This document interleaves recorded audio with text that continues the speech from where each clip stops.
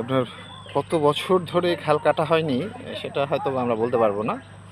তো আমাদের মানুষের একটি বদ অভ্যাস আছে, খাল ভরাট, এবং খাল ভরাট করে খালকে ছোট করে ফেলা, গিলে ফেলা।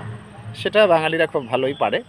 আর একটি জিনিস হচ্ছে, যখন খাল বড় ছিল তখন স্রোত ছিল, পানির প্রবাহ ছিল, তখন হয়তোবা এক পার ভেঙেছে আর এক পার গড়েছে, সেটা নিয়েও এখানে কিছু বিতর্ক রয়েছে, আপনারা দেখতে পাচ্ছেন। সেজন্যই আসলে এই যে মাপঝোপের ব্যাপারটা সেজন্যই এসেছে। কিন্তু সবচেয়ে বড় ব্যাপার হলো আমাদের মন মানসিকতা।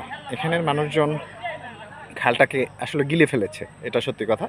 তো সরকার যেহেতু উদ্যোগ নিয়েছে 20,000 কিলোমিটার খাল কাটতে হবে এবং পানির প্রবাহ ঠিক রাখতে হবে, পানির সর্বোচ্চ ব্যবহার যেন মানুষ করতে পারে, কৃষক যেন করতে পারে, সেজন্য আমাদের এই খাল কাটার কাজ। তো আপনারা জানেন যে এখানে আমরা কিছুটা সমস্যায় পড়েছি আর কি। যে স্কাবেটা দেখতে পাচ্ছেন, এপার আর ওপার নিয়ে আসলে দ্বন্দ্বটা। ওপার বলছে এপার ভেঙেছে, আর এপার বলছে ওপার ভেঙেছে। তো যার কারণে কিছুটা সমস্যা মুখোমুখি আমরা।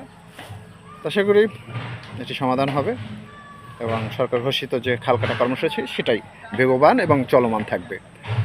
এক্ষেত্রে সবার সহযোগিতা কাম্য, এমনকি স্থানীয় লোকজনের সহযোগিতা, প্রশাসনের সহযোগিতা এবং ডিপার্টমেন্টের সহযোগিতা আশা করছি আমরা। তাহলেই আমরা ডিজাইন এবং স্পেসিফিকেশান অনুযায়ী খালটি কাটতে পারবো, যাতে ভবিষ্যতে সাধারণ মানুষের সুবিধা হয় এবং সুবিধা ভোগ করতে পারে। ধন্যবাদ সবাইকে।